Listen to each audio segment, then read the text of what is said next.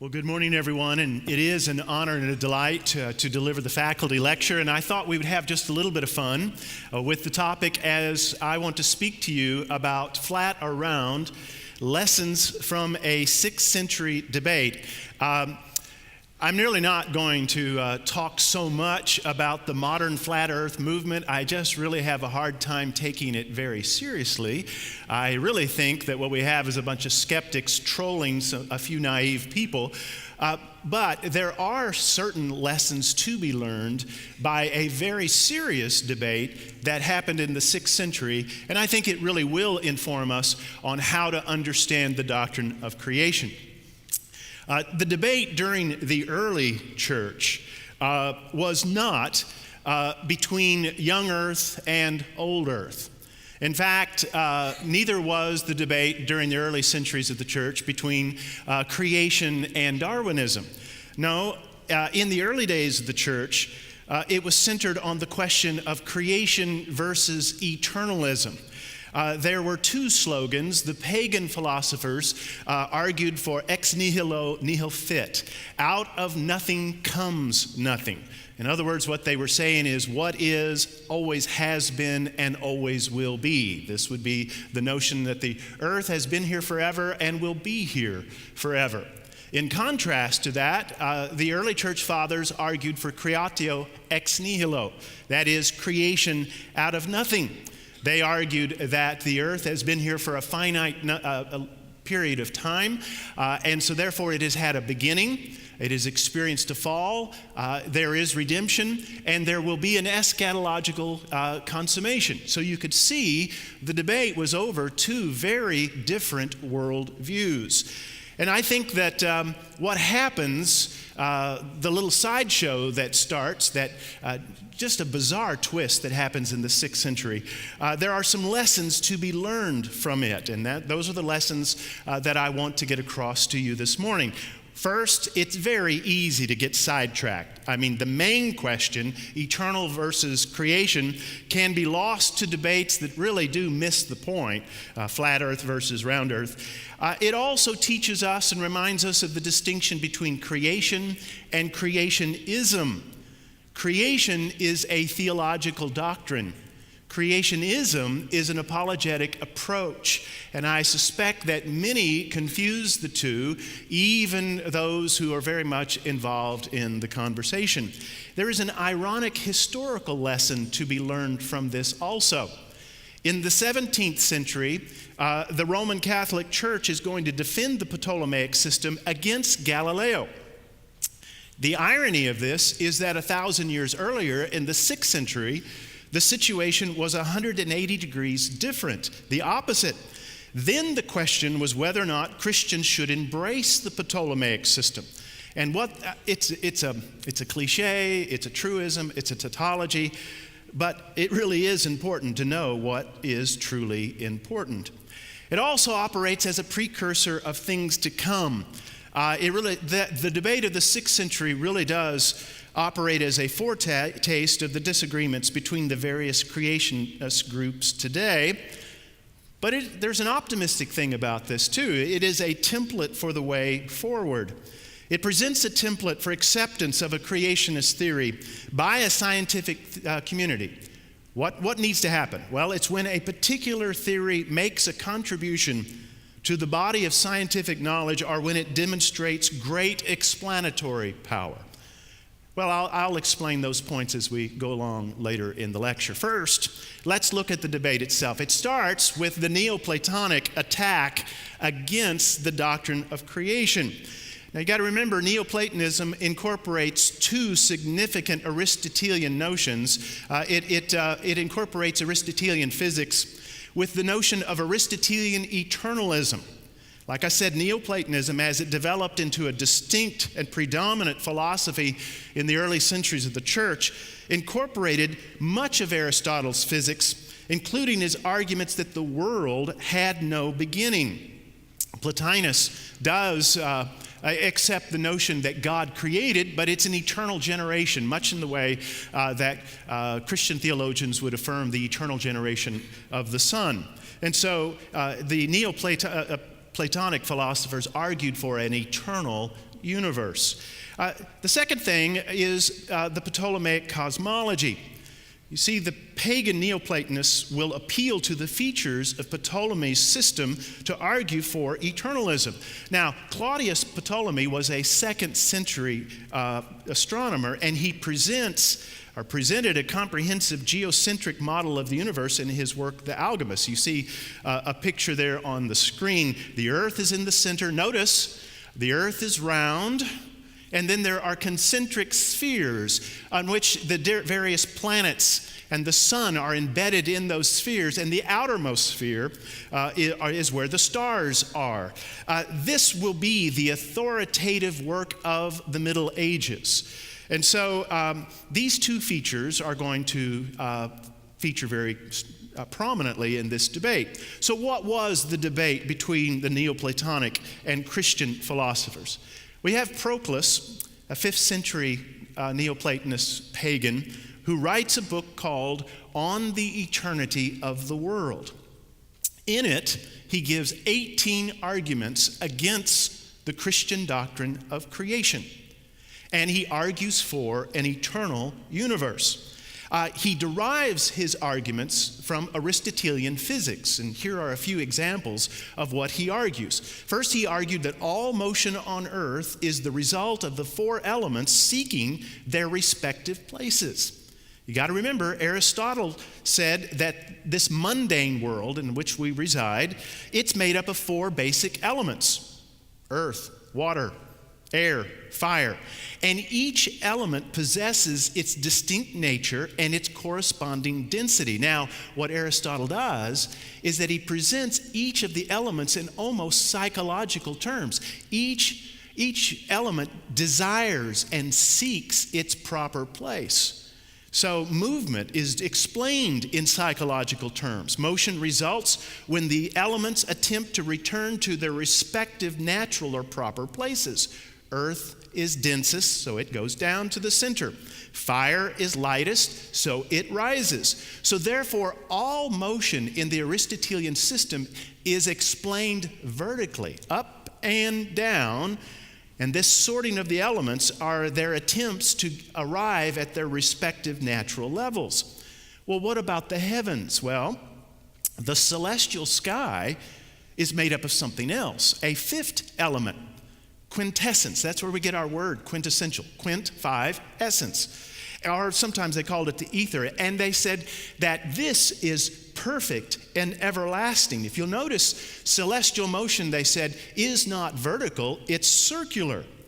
And the reason why the motion is different is because the quintessence already resides at its proper level. And since the heavens are made up of the 5th element, well, then that means there's no fire up there. Remember, that's the 4th element. Well, that would mean that the sun does not consist of fire, nor does it contain heat. That's a little tough. The stars and the sun, Aristotle argued, it couldn't be made up of fire, or else they'd already burned up. Well, Aristotle, then why is the sun so hot? Well, he claimed that was the result of friction caused by the revolving motion of the spheres. And so, they then argued that the circular nature of the orbits of the spheres demonstrates their eternal nature, since a circle has no beginning or end. Hence, they concluded and argued, the earth and the universe is eternal. Well, that's the pagan argument. John Philoponus was a philosopher of the 5th or 6th century, and he was a Christian who studied in the academy, and he wrote as a philosopher to the philosophers. In his early works, he doesn't appeal to scripture or any kind of religious authority. It is strictly an academic work. And so he writes a book called Against Proclus on the Eternity of the World. And so he answers the pagans on their own terms. In other words, like I said, he's not writing, he doesn't appeal to Genesis, he doesn't appeal to the doctrine of creation. What he does is that he defends the Christian doctrine of creation in strictly natural or philosophical terms. Now, in so doing, he sets a revolution in motion. Historians of science view Philoponus as a man ahead of his time and view him as sowing the seeds of the scientific revolution because he begins the process of dismantling Aristotelian physics. And he establishes a unified understanding of the principles of dynamics. Now, both things are necessary for the formation of modern science. That is why Thomas Kuhn will credit Philoponus and his theory of impetus as a paradigmatic scientific revolution. In fact, when Galileo and Newton, especially Galileo, will actually establish the scientific revolution 1,000 years later, Galileo will rely heavily on Philoponus. He will cite him more often than anyone else, more often than Plato, more often than Albertus or Duns Scotus. So, you have Proclus writing his book, Philoponus writing against him. Simplicius of Cilicia will then write against Philoponus. In fact, the name of his book is Against Philoponus on the Eternity of the World. They were classmates at the academy. You have to wonder what their school reunion was like. Simplicius was the last of the great pagan philosophers. And like I said, both were trained at the academy. As historians note, the severe and extensive way in which Simplicius responds indicates that Philoponus had struck a nerve. Now, what were Philoponus's arguments? What did he argue? Well, some of his replies to Aristotle and the Aristotelian physics were pretty easy, pretty quick and easy. So let me just give you 3 examples. To the claim that the circular nature of the orbits demonstrated their eternal nature. Remember, Aristotle argued that. He said, since a circle has no beginning or end, it demonstrates its eternality. Philoponus replied that in this regard, the characteristics of a circle are no different from that of a straight line, since a straight line on the Euclidean plane also has no beginning or end. To the claim that the heavens are made up of a 5th element. Remember, Aristotle argued that it's made up of the ether or the quintessence, and that the sun did not consist of fire as a result, nor did it contain heat. Well, Philoponus answered back, first off, just because the celestial bodies haven't burned up yet doesn't mean they never will. And he said, the reason why we don't feel the heat from the stars could be because they are so far away. And he said, if the heavens have had a beginning, then it's possible for them also to have an end.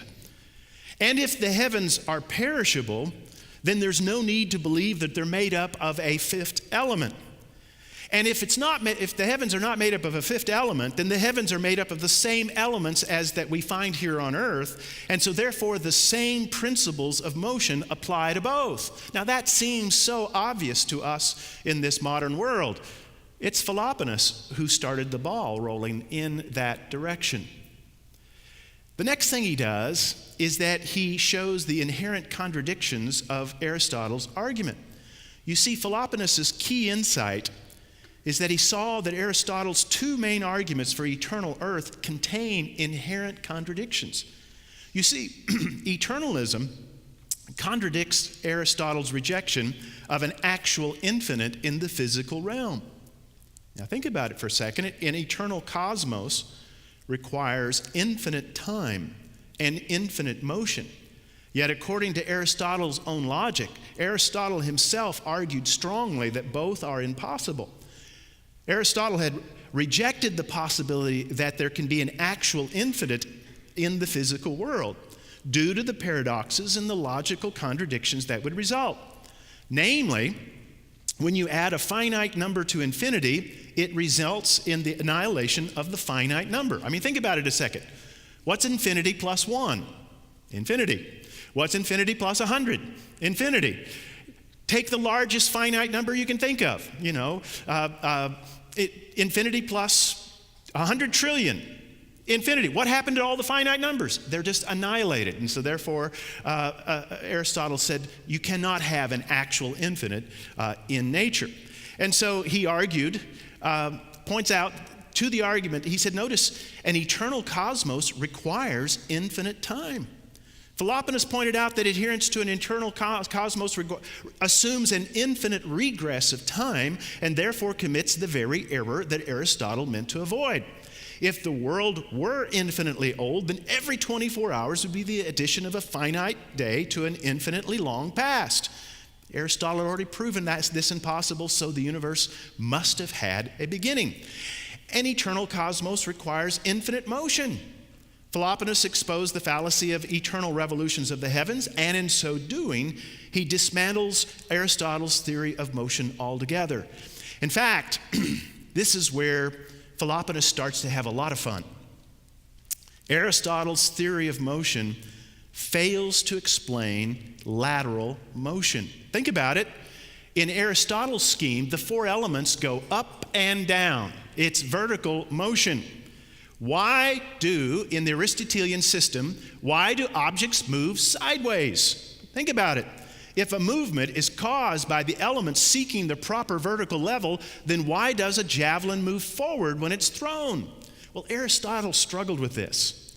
And so Aristotle was forced to posit that somehow successive pockets of air continue pushing the javelin even after it leaves the thrower's hand.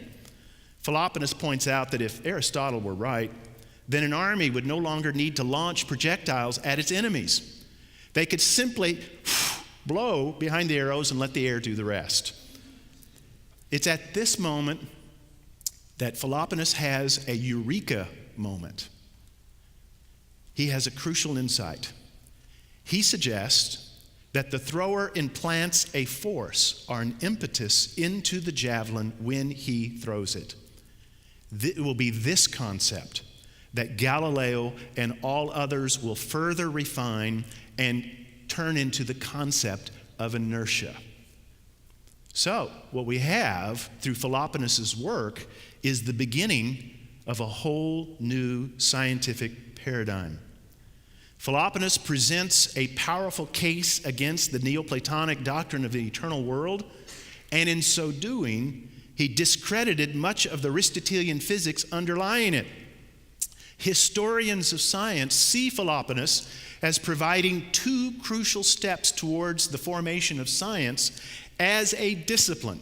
First, the concept of impetus, the idea of inertia, and second, a unified understanding of dynamics, that the laws of nature that work down here work everywhere. That's why whenever Sir Isaac Newton was on his farm and he saw the apple fall and drop to the tree, or drop from the tree to the ground, he was able to make that logical jump that the same force working on the apple is also working on the moon. It's the same force of gravity. How is he able to make that conceptual, logical jump? Because he understood there to be a unified understanding of the laws of nature, something that the ancient Greeks did not believe. Well, Philoponus is on a roll, man. I mean, here he is answering the pagans on their terms, going toe-to-toe with them. It's going just fine until he's T-boned from the other side. I mean, he's blindsided by a fellow by the name of Cosmas Indicopleustes. The strongest attacks on Philoponus do not come from the pagan philosophers, but from other Christians. A Nestorian monk who also lived in Alexandria, just like Philoponus, Cosmas Indicopleustes, he writes a rebuttal against Philoponus that rejects his work on the grounds that it accepts the notion that the earth is round. And that is a thoroughly pagan idea in Cosmas's estimation. Now, what were Cosmas's credentials? Well, he was a worldwide traveler, as his surname indicates. In fact, his surname, Indicopleustes, and you don't know if I'm saying that right or not, means Indian voyager. Cosmas was a merchant sailor before he became a monk, and he traveled throughout the Indian Ocean all over Africa and Sri Lanka. In fact, he is also, to this day, known as a geographer. He was unsurpassed in his day in his firsthand knowledge of the geography of the world, and historians consider him to be a premier source for information concerning 6th century customs and cultures, plant and animal life in both Africa and India. Because he not only wrote detailed descriptions, he drew lots of drawings and illustrations. Cosmas will use this eyewitness information frequently in his rejection of Philoponus's round earth. And he will write a book called Christian Topography.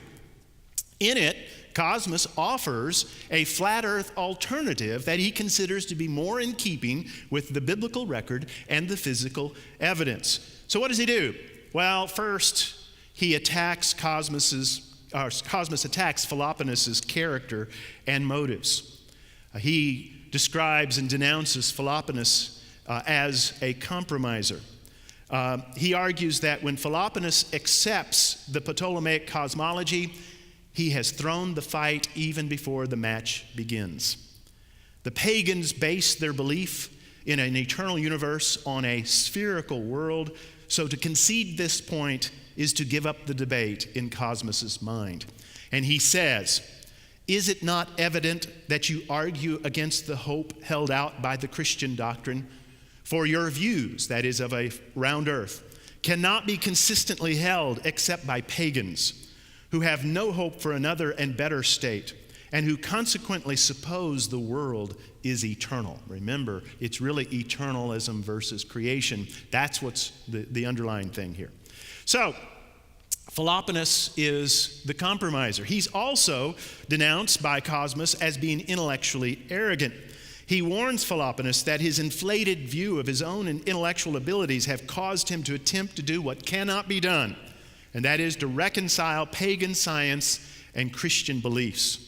After reminding him that no one can serve two masters, Cosmas chides, "How great is your knowledge? How great is your wisdom? How great your intelligence? How great your inconsistency?"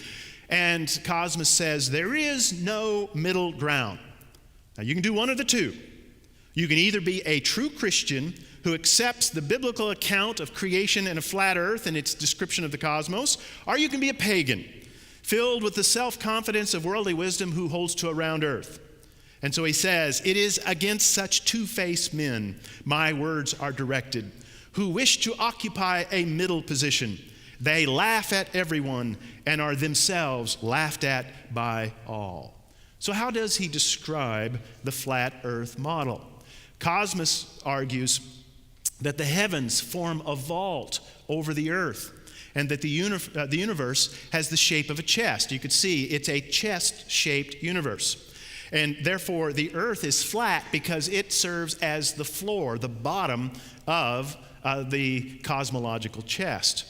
Next thing he draws is, and these are his drawings, that the inhabited world is all one continent. Now, it is indented with various seas, and it's surrounded by an unnavigable ocean that acts as an impassable moat. Now, the four navigable gulfs are the Roman, or what today we would call the Mediterranean, the Arabic, Persian, and Caspian seas. And so the ocean is held in place by an oblong ring of land making up the perimeter of the cosmos. And if you'll notice over on the far right, that east boundary, that's where paradise, that's where the Garden of Eden resides. Now, there's a great wall around the perimeter. The heavens are attached to the earth by those great walls, and these great walls give the cosmos its rectangular shape. And there's a firmament then that separates heaven into two parts. The firmament at the top of the wall separates the heaven in two parts, which is why the Bible, he said, speaks of two heavens. And Cosmas struggles to explain why Paul talks about there being a third heaven in 2 Corinthians 12. So that's his description. What are his biblical arguments? Well, let's see his arguments. He gives basically two types of arguments, proof text from Scripture and then his understanding of geography. Well, the proof text from Scripture, he points to the several passages that portray the heavens either as a vault, a canopy, or a tent. For example, Isaiah 40 in verse 22, where it speaks of the Lord who stretches out the heavens like a curtain and spreads them like a tent to dwell in. So he says there are places where the Bible describes it like a tent. Second, he points out that the Bible describes the earth as having extremities, which cannot be said of a sphere.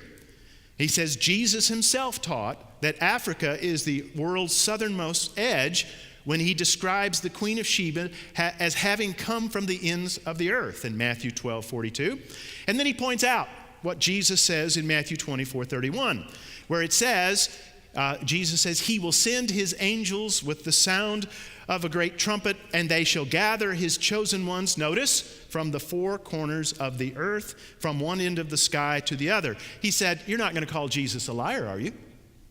I mean, shouldn't we let Jesus be the final authority on these things? And so this is how Cosmas argues. Then he argues that the sun travels north each night. Because you do have the question on the flat earth, okay, it goes from east to west. How does it get back, that night in the morning? Well, he says that the sun returns each night via the north.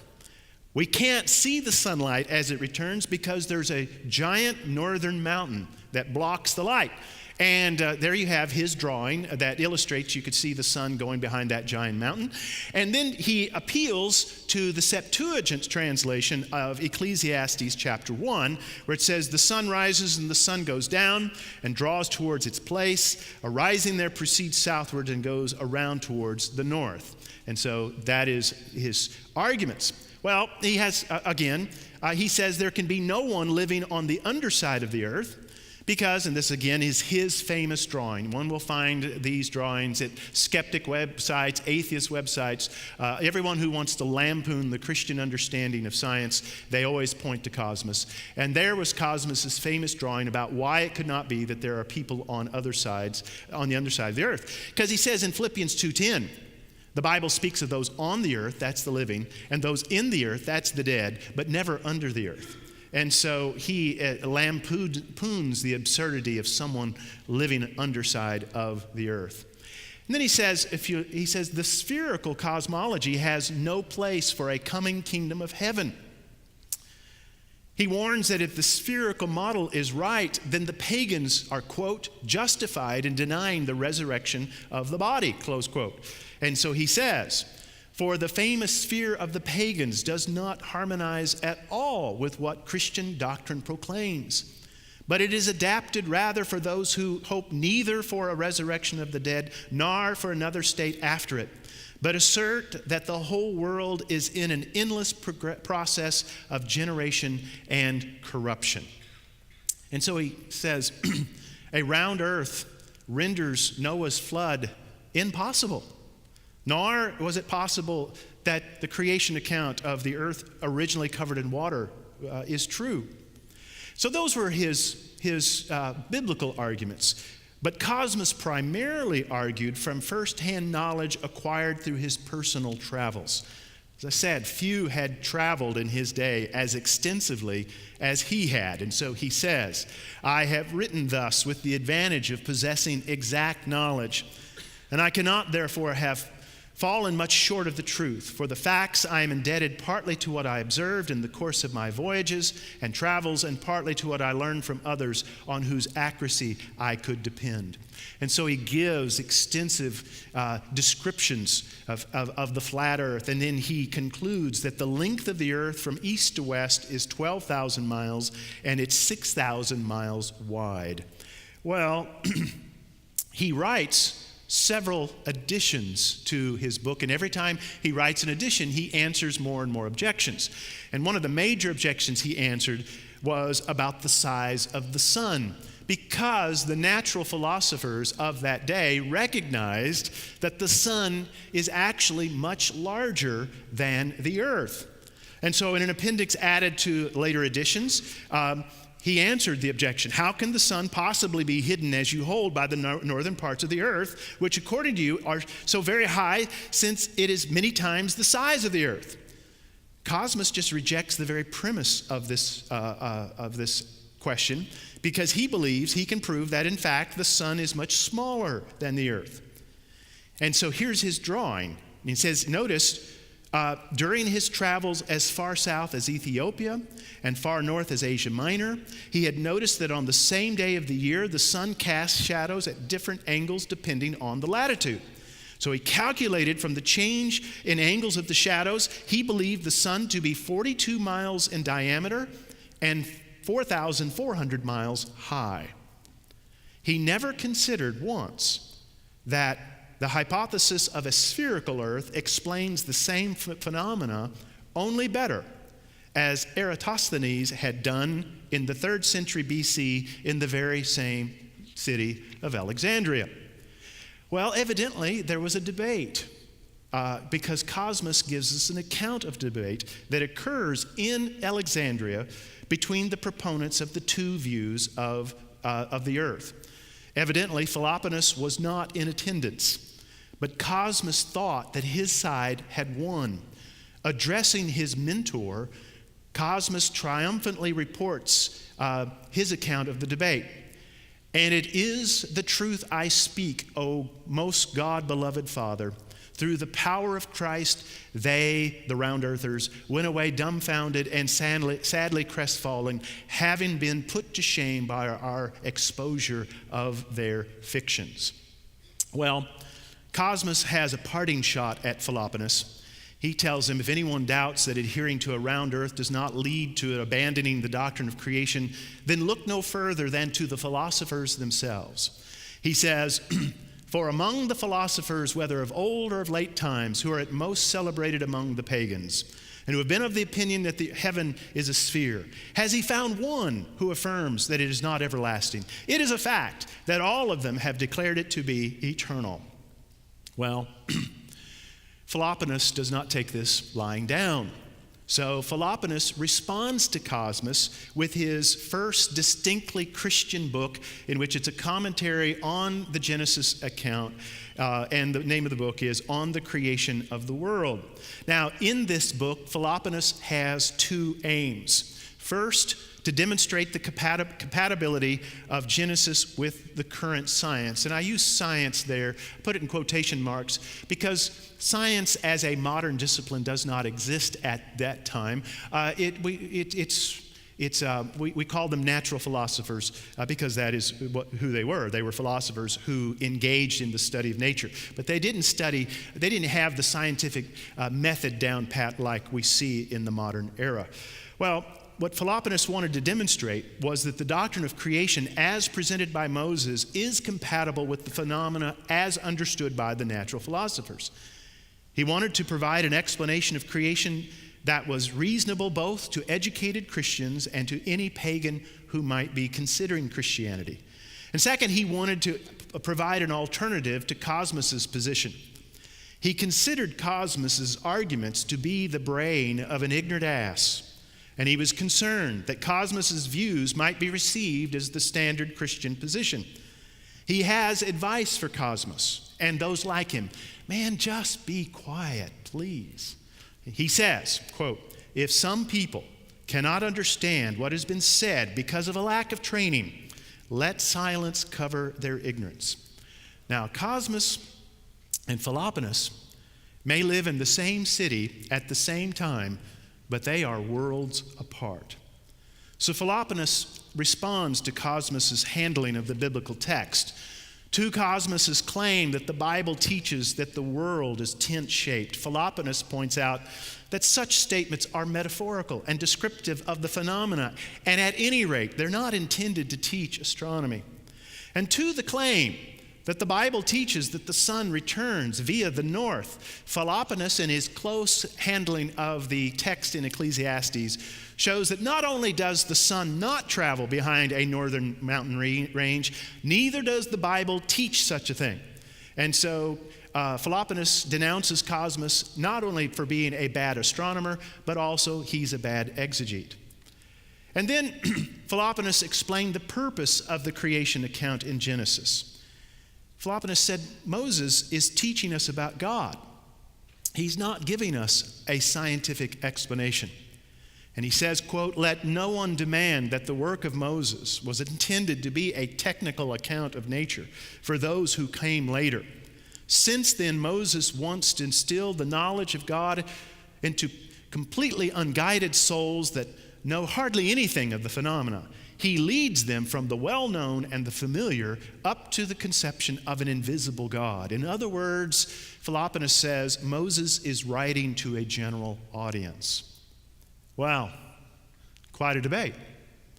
I've got a few concluding thoughts and then I'm done. First, again, as students of mine who've taken my creation and creationism class know that I harp on this point constantly. Distinguish between creation and creationism. Philoponus considered Cosmas ignorant. Cosmas saw Philoponus as a traitor.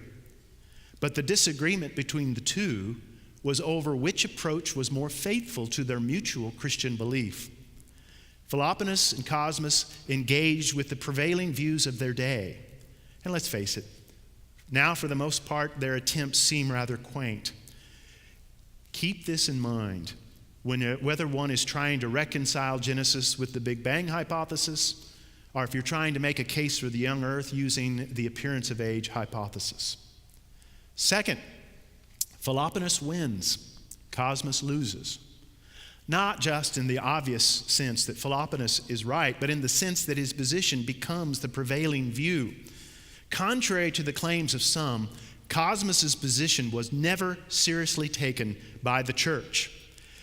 His objections concerning the spheres were considered by the church to have been answered by Philoponus. The medieval church's acceptance of the Ptolemaic system demonstrates this. The Venerable Bede, Roger Bacon, Thomas Aquinas, all of the medieval scholars believe that the earth is round. Even to this day, you see some yahoos people who should know better, would argue that the Catholic Church opposed Columbus because they thought that the earth was flat. No, they thought Columbus was a bad mathematician.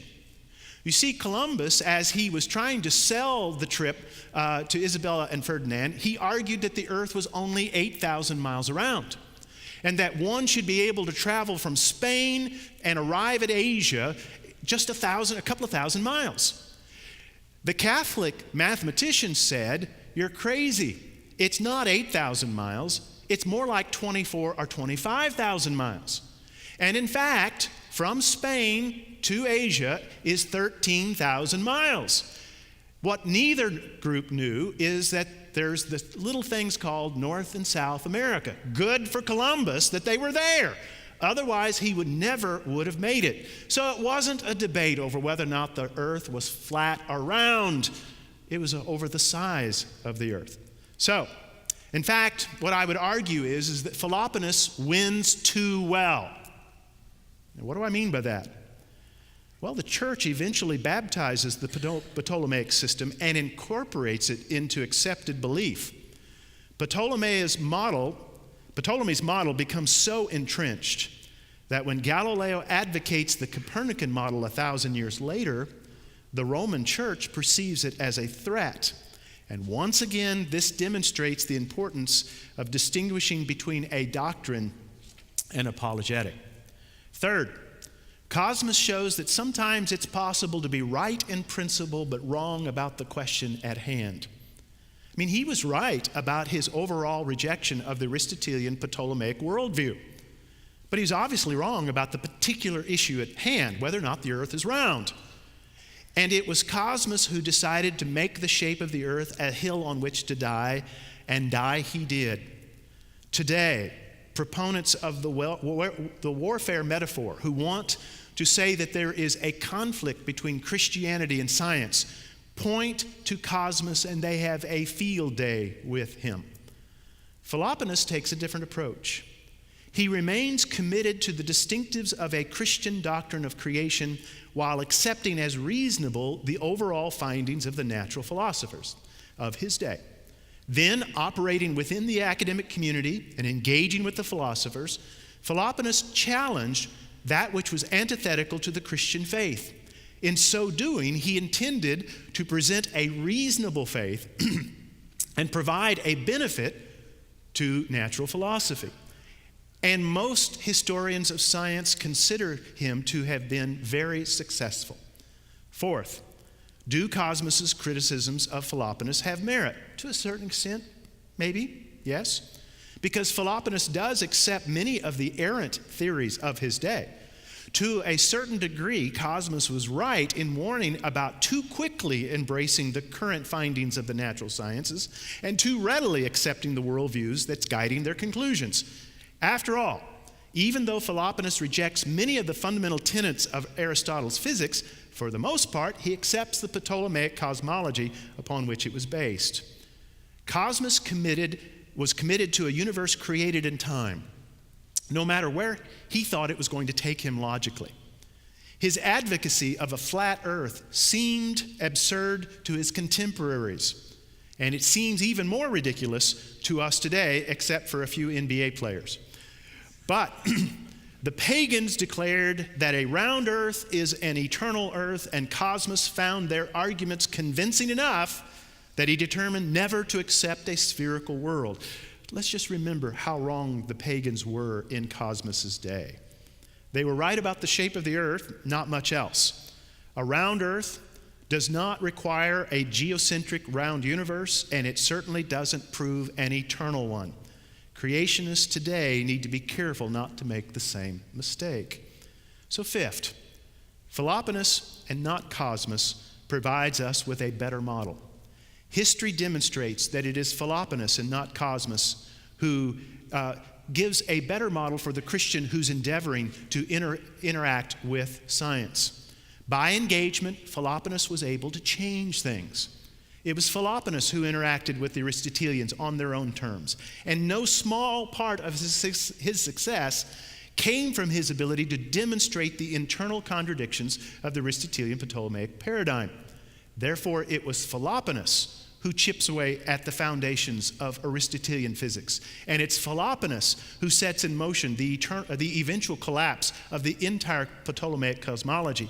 And it was Philoponus, not Cosmas, who provided the key concepts, namely that of impetus and unified dynamics, that enabled the progress of scientific thought.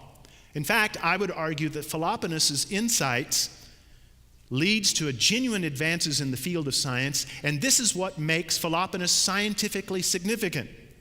In the realm of physics, he moved the ball forward. So creationists of all stripes and intelligent design proponents want to be taken seriously by the broader scientific community. Philoponus shows how this can be done. Whether or not creationists or intelligent design proponents can make similar contributions will play a major part in determining their acceptance by the broader scientific community. So how do we conclude? I would argue that we should pay attention to Cosmas's theological concerns, but we should follow Philoponus's example. Thank you very much.